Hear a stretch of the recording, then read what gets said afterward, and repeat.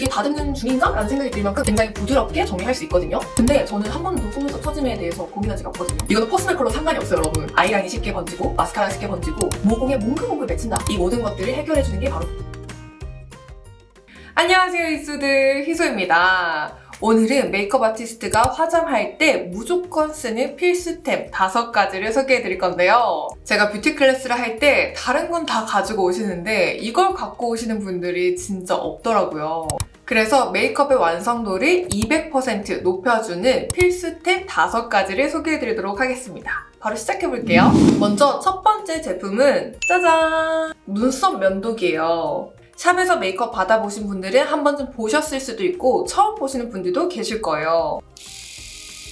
눈썹 전용 면도기예요. 저는 샵에 딱 도착하시면 얼굴에 토너 패드로 열감을 내리면서 눈썹이랑 수염 정리를 해드리거든요. 여성분들도 수염이 다 있어요, 여러분. 이걸 반드시 정리해야 되는 건 아닌데요. 수염이 좀 많으신 분들은 입술 주변만 약간 초록빛이 보이거든요. 그래서 저는 여쭤보고 괜찮다고 하시면 거의 다 정리를 해드리고 있습니다. 이때 일회용 면도기를 사용하셔도 괜찮은데요. 저는 피부에 최대한 자극을 줄이기 위해서 전용 면도기를 사용하고 있어요. 특히 눈썹 털이 굵으신 분들은 일회용 면도기로 눈썹을 정리해드리면 굉장히 아파하세요. 뿌리 부분에 힘이 많이 가해지기 때문에 좀 자극이 갈 수 있는데 이 눈썹 전용 면도기로 다듬어드리면 이게 다듬는 중인가? 라는 생각이 들 만큼 굉장히 부드럽게 정리할 수 있거든요. 제가 쓰고 있는 제품은 파나소닉 제품인데요. 눈썹 전용 면도기라고 검색하면 굉장히 다양한 제품들이 나오는데 물론 다 괜찮아요. 근데 제가 이 제품을 쓰는 이유는 시중에 나와 있는 면도 날보다 이게 상당히 짧은 편이에요. 저는 세밀하게 터치하는 걸 되게 좋아해서 면도 날이 가장 좁은 파나소닉 면도기 사용하고 있고요. 요거는 일본 여행을 갈 경우 또는 면세 찬스를 이용할 수 있을 때 사는 거 추천해드리고요. 쿠팡에서도 판매를 저렴하게 하고 있는데 수량이 되게 적어요. 그래서 쿠팡에서 구매하시거나 면세로 사시는 거 추천해드리고 가격이 너무 부담된다 하시면 면도날 넓어도 괜찮으니까 좀 저렴한 제품도 써보셔도 괜찮을 것 같아요. 일단 눈썹 모가 두꺼우신 분들 그리고 피부가 예민해서 자극 없이 눈썹이나 수염을 정리하고 싶은 분들께 추천해드리는 제품입니다. 자, 그리고 두 번째 추천템은요. 짜잔! 유기자차 선크림이에요. 이 내용은 제가 작년에 선크림 모음집에서 소개해드렸던 내용인데요. 똑같은 쿠션인데 한쪽에는 무기자차, 한쪽에는 유기자차 선크림을 바르고 지속력 테스트를 했을 때 생각보다 차이가 좀 많이 났어요. 그 영상을 올리고 나서 정말 많은 브랜드에서 새롭게 출시되는 선크림들을 많이 보내주셨는데요. 그 중에서도 진짜 유명한 기초 브랜드에서 화잘먹 무기자차라고 보내주셨는데 조금 아쉬워요, 여러분. 물론 브랜드마다 차이가 있기 때문에 무기자차 선크림인데도 화장이 잘 먹는 선크림이 있는데요. 무기자차랑 유기자차만 두고 비교했을 때는 얼굴이 건조하지 않고 훨씬 더 매끄럽게 표현이 되기 때문에 저는 메이크업 할 때는 무조건 유기자차 선크림을 사용하고 있어요. 근데 이렇게 말하면 유기자차 선크림은 눈이 시려서 못 쓰겠어요 하시는 분들 되게 많잖아요. 근데 제가 샵을 운영하면서 한 번도 눈 시려워요, 이 선크림 지워주세요 하시는 분을 본 적이 없어요. 신기하죠? 일단 제품 먼저 소개해드리면 스킨푸드 베리 수분 선크림 추천해드립니다. 제가 이 제품을 1월 달에 처음 제품을 테스트 시작하고 지금까지 계속 쓰고 있는데요. 약 100일 가까이 되는 시간 동안 정말 다양한 선크림을 테스트했는데 그 중에서 스킨푸드 베리 수분 선크림이 가장 마음에 들어서 가지고 왔어요. 제형을 보시면 진짜 이게 선크림이라고 할 정도로 굉장히 투명하고 약간 수분 에센스처럼 발리는데요. 제가 가장 놀랐던 거는 이렇게 촉촉한 선크림이라고 해도 얼굴에 발랐을 때는 그 특유의 선크림 질감은 느껴지거든요. 근데 이 스킨푸드 선크림은 그런 질감이 하나도 안 느껴져요. 아마 써보시면 제가 왜 이 제품을 이렇게 추천해드렸는지 바로 이해하실 거예요. 제가 이 제품을 지은이나 손님들 또 뷰티 크리에이터들 만날 때마다 이 제품을 한번 써보라고 막 발라드리고 있는데 이게 질감이 너무 촉촉하다 보니까 SPF 지수를 물어보더라고요. SPF 50뿔, PA 뿔뿔뿔뿔, 자외선 차단 지수 굉장히 높은 제품이에요. 그리고 또 한 가지 선크림 고를 때 되게 중요하게 생각하는 게 클렌징이 잘 되는 되는지잖아요. 제가 지난 주말에도 새로운 선크림이 또 출시됐다고 해서 테스트를 해봤는데 밀착력은 너무 좋아서 바르고 있는 중에는 굉장히 만족스러웠어요. 근데 지우려고 봤더니 클렌징 오일에도 지워지지 않고 클렌징 밤에도 지워지지 않아서 클렌징 밤, 클렌징 오일, 클렌징 폼까지 했는데도 뭔가 뻑뻑한 질감이 계속 있는 거예요. 그래서 샤워 다 하고 나서 클렌징 티슈로 다시 한번 지워봤더니 티슈에도 여전히 묻어나더라고요. 밀착력이 높은 건 좋은데 이렇게까지 지워지지 않으면 선크림을 바르는 것도 굉장히 피곤해지고 또 피부가 굉장히 자극을 받잖아요. 근데 스킨푸드 베리 수분 선크림은 제형을 보시면 아시겠지만 발랐을 때는 선크림을 발랐다는 느낌도 들지 않는데 이지워시 제품이에요. 그래서 메이크업 궁합도 좋고 발림성도 좋고 클렌징도 쉬워서 진짜 보는 사람마다 요즘 영업하고 있는 제품입니다. 얼마 전에 뷰티 크리에이터들끼리 1박 2일로 놀러 갔었거든요. 그때 아침에 일어나자마자 제가 선크림 발랐냐고 이거 발라보라고 손에 다 짜줬었는데 지금 이 영상 대기 타고 있습니다, 여러분. 어떤 뜻인지 아시겠죠?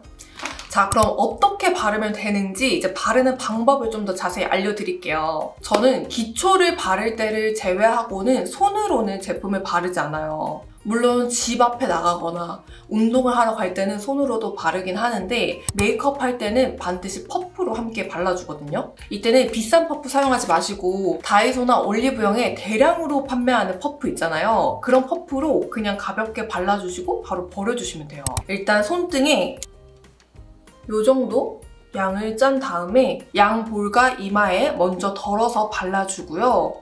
이때 눈가는 살짝 피해서 발라주고 콧등이랑 턱까지 같이 발라줄게요. 그리고 목에는 한 번 더 짜서 발라줍니다. 이렇게 하면 끝났어요, 여러분. 화장할 때 가장 많이 쓰는 쿠션이나 파운데이션에도 선 기능이 있기 때문에 약간 판다처럼 눈을 제외하고 선크림을 발라주고요. 눈두덩이에는 피부가 가장 얇기 때문에 파운데이션을 얇게 발라주고 그 다음에 또 아이섀도우 바르잖아요. 그래서 눈가에는 선크림을 굳이 많이 바르지 않아도 괜찮아요. 나는 유기자차 선크림 쓸 때 눈시림을 많이 느끼지 않는다 하시는 분들은 조금 더 가까이 발라주셔도 되고요. 나는 눈시림을 너무 많이 느껴서 유기자차 선크림 바를 때는 너무 고통스럽다 하시는 분들은 메이크업 할 때는 약간 판다처럼 발라주시고 그냥 화장 안 할 때는 무기자차 선크림 발라주시는 것도 괜찮은 방법이에요. 그래서 화장을 잘 먹게 해주고 끈적임이 없고 하루 종일 촉촉한데 이지워시가 가능한 선크림 찾으신다면 스킨푸드 베리 수분 선크림 추천해드릴게요. 세 번째 필수템은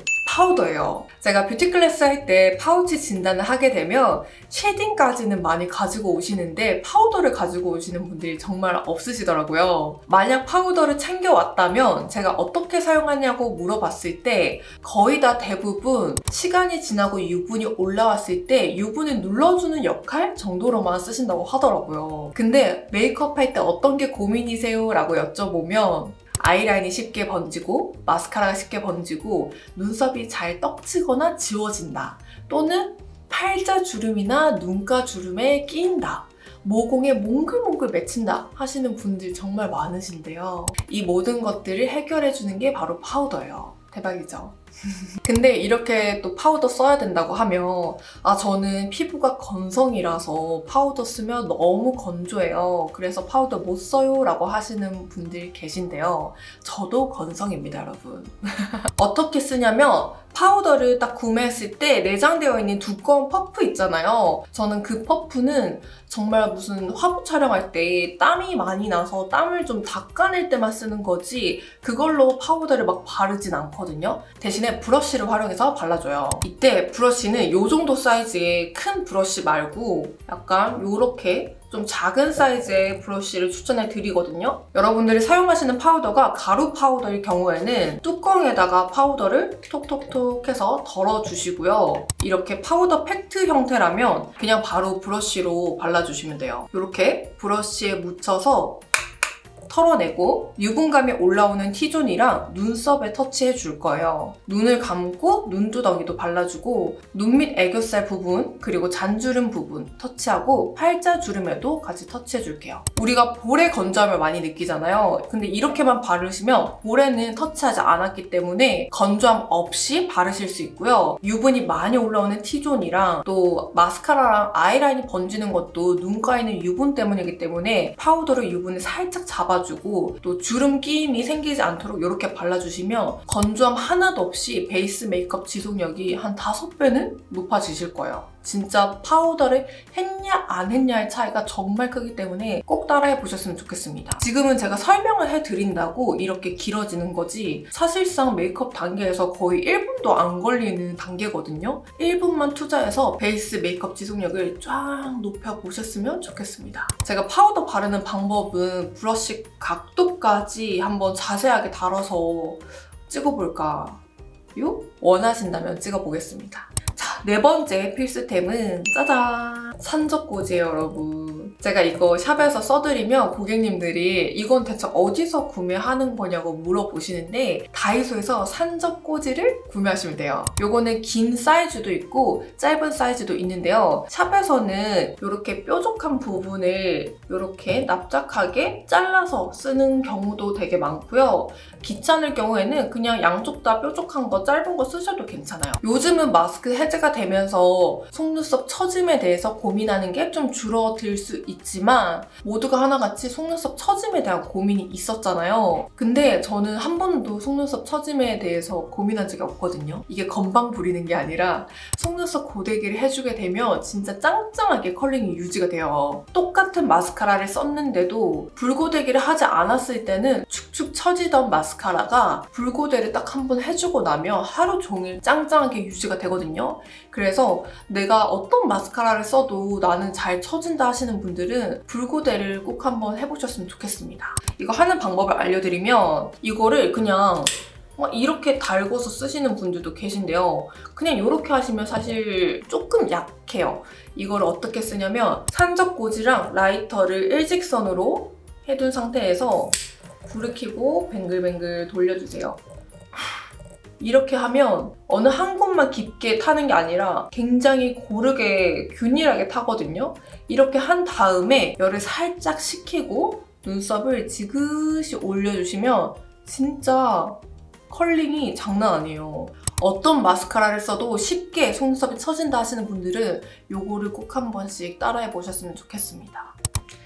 그리고 마지막 5번째는요. 요거 제가 되게 중요하다고 쇼츠에서도 많이 알려드렸었는데 바로 브로우 카라예요. 브로우 카라도 진짜 안 쓰시는 분들이 훨씬 더 많더라고요. 제가 뷰티 클래스 할 때 우리 이수님들 파우치 보면 역시 코덕이라서 유명한 브로우 제품들 다 갖고 계시거든요. 브로우 펜슬만 색깔별로 거의 5개, 6개씩 가지고 오세요. 근데 브로우 카라는 하나도 없으신 거예요. 근데 제가 브로우 이제 그리는 방법 알려드리면서 브로우 카라 딱 발라드리면요. 이거 뭐냐고 다 바로 찍어 가시거든요. 이게 정말 별거 아닌 것 같지만 하고 안 하고의 차이가 굉장히 커요.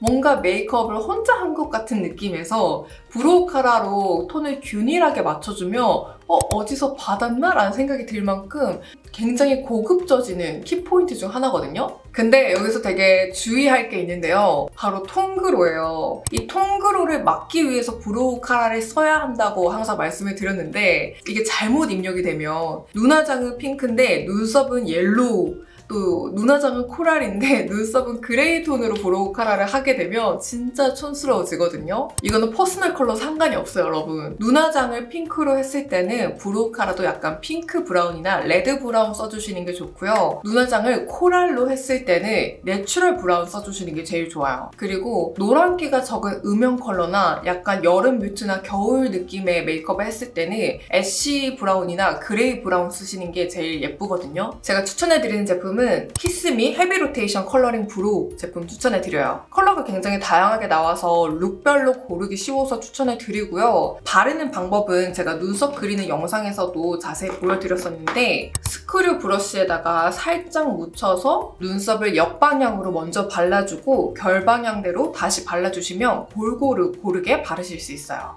자, 오늘 이렇게 메이크업 아티스트가 화장할 때 반드시 쓰는 필수템 5가지 소개해드렸는데 어떠셨나요?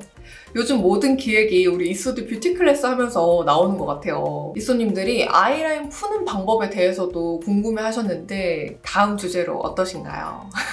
언제든지 궁금한 내용 있으시면 댓글로 남겨주시고요. 오늘도 함께 해주셔서 감사합니다. 그럼 저는 다음 영상에서 인사드릴게요. 안녕!